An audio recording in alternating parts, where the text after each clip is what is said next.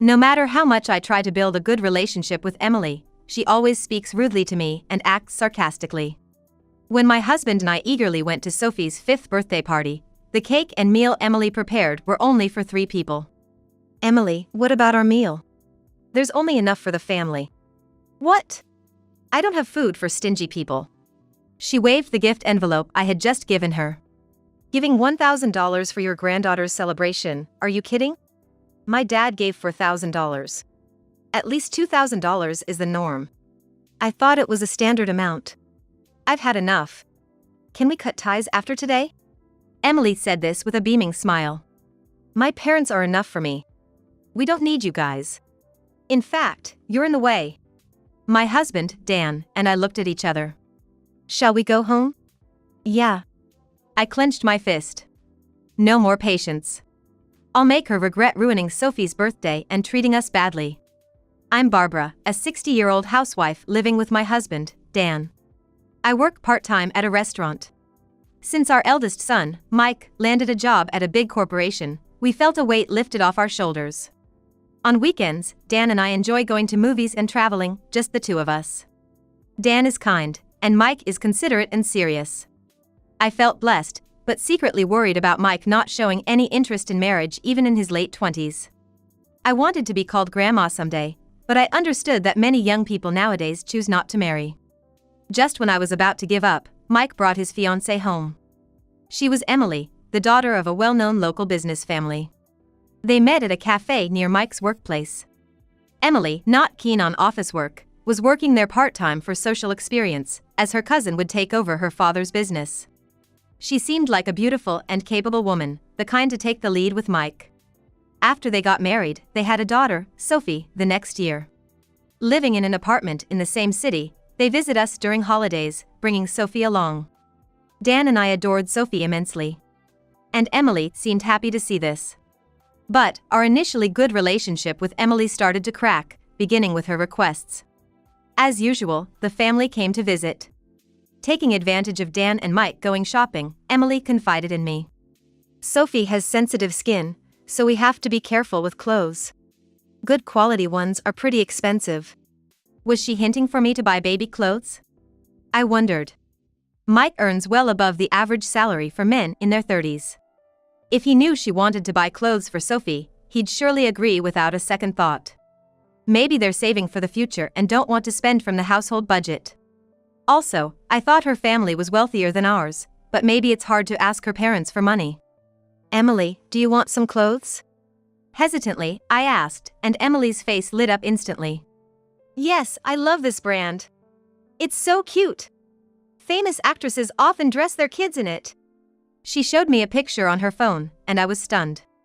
A short-sleeve t-shirt was $140, a lace dress $200, and brand logo ballet shoes an astonishing $2,000. Emily, isn't that a bit extravagant for folks like us? I gently chided, but Emily's eyes flashed as she retorted. Don't you think Sophie's adorable? I don't mind wearing thrift store clothes, but I want my daughter to wear the best. Overwhelmed by her passion, I ended up buying her high-brand clothes and shoes as she begged. I didn't feel comfortable telling Dan, so I kept it to myself. I bought them with my own salary, so it's okay, right? I excused myself internally. After that, I continued to give her clothes and shoes for events like birthdays, Christmas, separate from other gifts. But one thing puzzled me. Whenever the clothes arrived, Emily always sent a thank you message, but she never posted a photo of Sophie wearing them. One weekend, while having lunch with a friend, I shared this with her. She thought for a moment, then showed me a flea market website. Is this? I exclaimed in surprise. The same items I gave Emily were listed 2 days after I sent them. The same items you bought for your daughter-in-law? Yes, the spring limited edition, no doubt. And they're unopened. I always shop here for kids' clothes, so I keep an eye on it. This brand is popular, so unopened items sell for a good price. My friend said, frowning. I remember this seller's username, it's unique. They list high-brand items several times a year. Maybe they're selling gifts they received. I felt bitter. This could be a coincidence if it happened just once. But if it keeps happening, it's safe to assume Emily is secretly selling the clothes I send. Or perhaps she's been having me buy them with the intention of selling them all along. As I kept checking the website, I noticed that 2 days after I sent clothes, the same items would always appear, listed under the same username. Last Thanksgiving, when I visited my eldest son and his wife, I finally told Emily. I'm gonna stop sending clothes after this time. Why? Emily puffed her cheeks. Dan's against it. Says they're too pricey for kids' clothes. But don't worry, we'll still give toys and gift cards like before. I explained, having discussed this belatedly with Dan. Dan agreed with me. Emily's a stay-at-home mom. She's probably selling the clothes for extra cash. If it's hard to say no, just use my name. Thanks, I'll do that. Sure enough, when I mentioned Dan's name, Emily swallowed her complaint. She's not comfortable with quiet Dan. Fine. But your husband's stingy. She spat out bitterly, but after that, she stopped asking me for kids' clothes. There were other troubling things about Emily's behavior. She's either germophobic or just doesn't like me. Whenever I tried to touch Sophie, she insisted I wash and sanitize my hands. Furthermore, when I visited Emily in Mike's apartment, Emily would follow me around with an alcohol spray in hand, promptly disinfecting any place I touched. Even in these times sensitive to infections, being treated like a germ was unpleasant. As my distrust of Emily grew, she suddenly called me. Surprised, I answered, and Emily said cheerfully, "We're gonna have a birthday party for Sophie. Would you and Dan like to come celebrate with us?" "Really? Is that okay?" I asked back, surprised. "Usually, we invite her kindergarten friends, but this year, we already celebrated with kids who have birthdays close to hers. So, we thought we'd invite you and Dan. How about next Sunday?" "We're free. Thank you, we'll be there." I was delighted since I usually sent the presents by mail. "Is the doll she wanted before okay for a present? Or should I get a gift card? Could you make it cash this time?" "Understood." I consulted with Dan and wrapped $1,000, then headed to Mike and Emily's apartment the following Sunday. In their living room, stylishly decorated with pastel balloons and garlands, stood Sophie, shyly smiling, wearing a pink dress and a ribbon in her hair. "Grandpa, Grandma, thanks for coming to my birthday party," Sophie said, bowing slightly. Dan and I couldn't help but smile warmly. She always looked cute, but today she was like an angel or a fairy. "Thank you for inviting us. Turning 5 today, you're a big girl now." "Yeah, I'm a big girl now." Her confident response was adorable. "Mom, Dad, thanks for coming." Mike appeared, and Dan and I gasped. It had been months since we last saw him. He looked much thinner and had dark circles under his eyes. "Have you lost weight? Busy with work?" Yeah." Mike's vague smile made me uneasy. "Mike, you're keeping up with your health checkups at work, right?" "Yeah, I am." "Oh, sorry, I've got a call from work." He stepped into the hallway, ended the call quickly, and returned. "I gotta go to the office. I'll be back by evening. Emily, please order dinner for Mom and Dad too." "Okay." As Mike hurriedly left, Emily brought in a pizza and a whole birthday cake to the dining table. "Daddy's gone to work, so let's eat first," she said, cutting the bear-shaped cake into 3 pieces. 3 pieces? I noticed that Emily had set out only 3 plates and sets of cutlery. In front of a puzzled Dan and me, Emily transferred the pizza onto plates. "Emily, what about ours?" I asked, confused. "There's only enough for the family." "What?" "I don't have food for stingy people," she said, almost singing, waving the envelope I had just handed her. "A $1,000 gift for your granddaughter's birthday, are you kidding? My dad gave $4,000. At least $2,000 is the norm. I thought it was a normal amount." She looked at me and laughed derisively. "Normal?" "Oh, I guess for people working in small factories or part-time housewives, it's hard to give $1,000. My apologies." "Hey!" Dan's face changed color, but Emily ignored him and kept talking in a mocking tone. "Well, I knew this family was poor before we got married. The house is shabby, the interior old, and the whole family's stingy. It's almost funny how much this is a mismatched marriage. But it's worse than I expected." Anger bubbled up inside me. Mismatched marriage? She was the one who pursued Mike and started their relationship. I shouldn't be treated this way. So, I've always been thorough with disinfecting to prevent your poverty germs from spreading to us. It would be terrible if the daughter of a company president and Mike, working at a big corporation, got tainted with poverty. That explains why. She was always vigorously wiping her hands with disinfectant wipes until her skin almost peeled. But I've had enough. Can we cut ties after today? Emily said this with a full smile towards Dan and me. Just having my parents is enough. We don't need you guys. In fact, you're in the way. Dan and I exchanged glances. I thought he would be angry, but he seemed more exasperated and detached than anything. Shall we go home? Yeah. As we headed to the entrance, feeling weary, Sophie came running after us, looking confused. Grandpa, Grandma, are you leaving already? I was looking forward to playing with you, Sophie said, tears starting to fall. My heart clenched. I kneeled and hugged her. I'm sorry, dear. We're leaving today, but we'll come to see you again soon. Be good and listen to your mom and dad until then, okay? Okay, I understand. As Dan patted Sophie's head, Emily stood behind him with her arms crossed, glaring at us. Dan and I left Sophie's place with heavy hearts. In the evening, Mike called me. When I got home, Sophie's eyes were all swollen. Seems like she cried a lot after you two left. Is that so? Mom, you left because you had a stomachache, right? It can't be helped. Did you go to the doctor? It's better now. Thank you.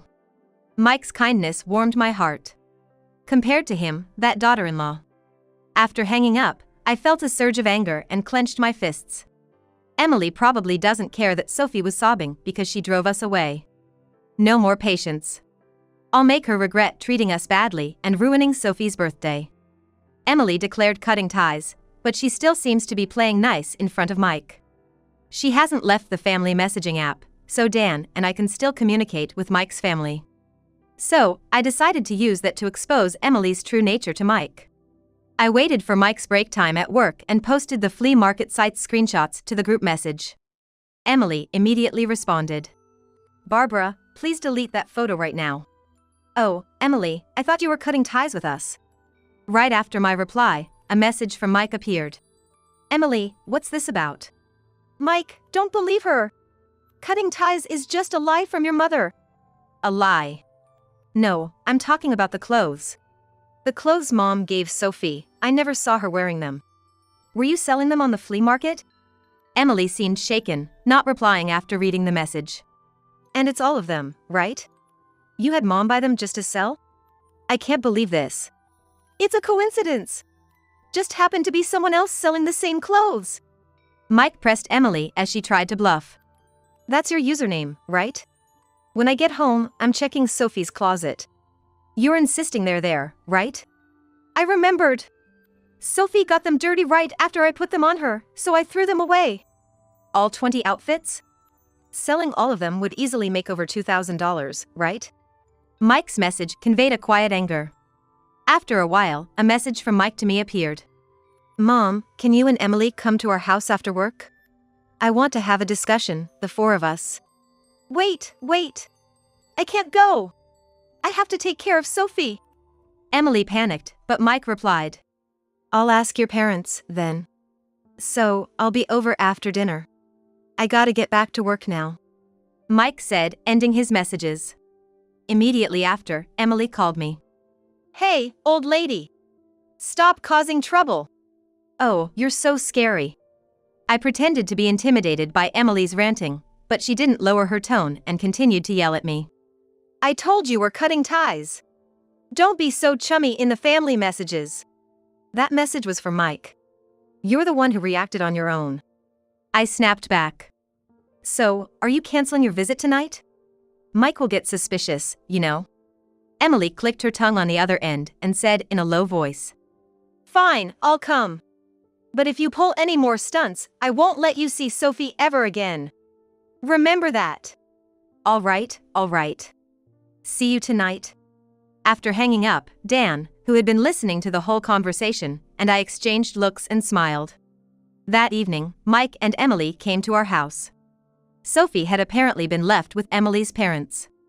Emily, radiating displeasure, didn't change her attitude even as the four of us sat at the dinner table.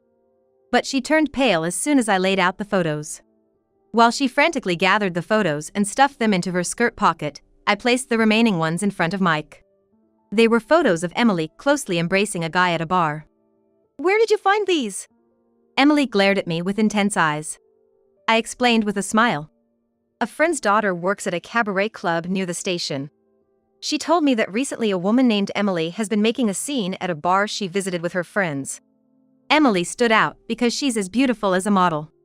I showed her your photo and she recognized you right away. I searched for the username you use on the flea market site on social media and found these images, I said as Mike picked up one of the photos. His usually calm face now showed intense anger. A bar, huh? Mike, there's a reason for this. You left Sophie with me after working overtime and spent your nights at places like this? All that helping a friend was a lie, wasn't it? Emily swallowed her excuses at his icy tone. Mike sighed and covered his forehead with his hand. So, you were selling the clothes Mom gave you to play around with some guy you met at the bar? No wonder your allowance was never enough for that. It's not like I was cheating or anything, so it's fine, isn't it? Emily defiantly responded. I relaxed my mouth. Well, there's more to come. By the way, Mike, did you bring what I asked? Yeah. When Mike took out credit card statements and a bank passbook from his bag, Emily's eyes widened. Don't take those out without asking. The card is mine, and the bank account is joint. It's fine to show them, Mike said, dismissing her objections. Emily shut up, fuming. Mike spread both the credit card statement and the bank passbook on the table, and as soon as he saw them, he exclaimed, "Oh my." Dan and I also peered over, feeling the urge to cover our eyes at the sight. And no wonder. The credit card had a revolving credit balance of over $40,000. And the bank account showed just a few dollars. No way! The card is maxed out, and all the money saved for Sophie's gifts is gone. Mike was stunned, and Emily turned away, sulking. Well, spending millions at a bar would burn through money quickly. Mike finally exploded with anger. Emily! You shouldn't touch a child's savings like that. Are you even a mother? Shut up, all of you. Emily said dismissively, brushing her hair back. What's wrong with me using your money, you stingy man? She stood up and ranted at Mike. Just so you know, I married you because you work at a big corporation. I thought I could spend money freely and live in luxury without working. But then we start living together, and it's all about saving for the kid, eating in to save money, ordering me around. Who do you think you are? Mike's face stiffened. After a tense stare down with Emily, he let out a small sigh. All right, let's get a divorce. I can't do this anymore. Since you've caused Mom so much distress, I'll ask for alimony too. Mutual distress. Fine, I'll ask Dad.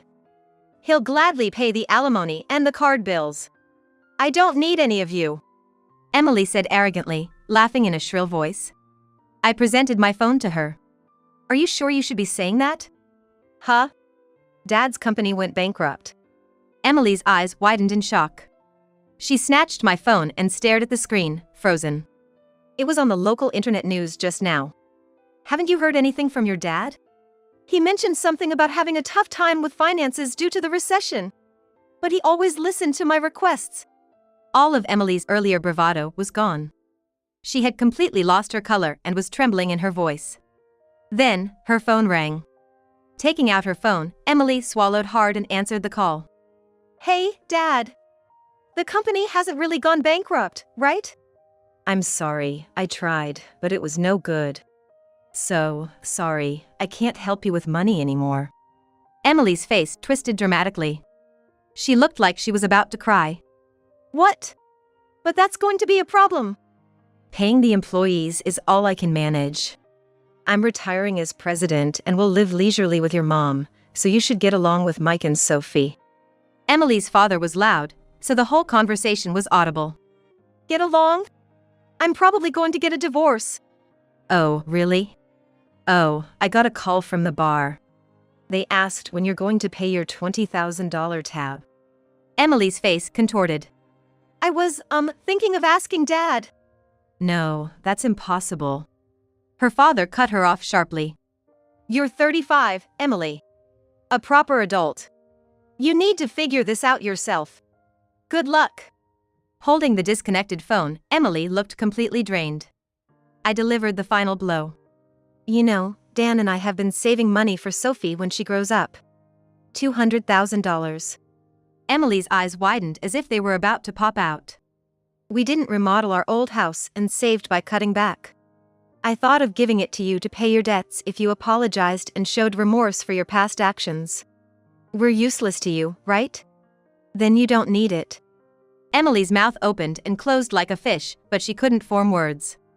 All right, this conversation is over. Goodbye. Coldly stating this, Emily grabbed Mike's arm and begged with bloodshot eyes. Mike, you won't abandon me, right? I was just joking about wanting a divorce. I'll apologize, let's continue to get along, for Sophie's sake, okay? Mom, Dad, sorry for staying late. I'll discuss the divorce with Emily. Mike said calmly, taking the frantic Emily home. Emily wanted Mike to reconsider, but of course, that didn't happen, and they ended up divorcing. Mike had to deal with the payments for the credit card he unknowingly shared with Emily, their joint bank account, her tab at the bar, and an additional $20,000 in alimony. Burdened with debts, Emily, unable to rely on her parents, reluctantly started working part-time jobs. Life became tough for Emily, and under the condition of not receiving child support, Mike took custody of Sophie. Afterward, Mike regularly allowed Sophie to meet Emily. Emily, working from early morning to late at night, had lost her former glamorous look and seemed rather shabby. I was freed from the days of being pestered for money and subjected to Emily's snide remarks, enjoying each day freely. As it was hard for Mike to raise Sophie alone, we suggested he move in with us. Dan and I decided to help with raising her. On days when Mike had to work overtime or on weekends, I, who returned from work earliest, would pick Sophie up from daycare. Sophie, resembling her father, was a very kind child. She would make beaded jewelry and give them to Dan and me on our birthdays, along with letters. I look forward to her future. The three of us adults want to warmly watch over Sophie's growth.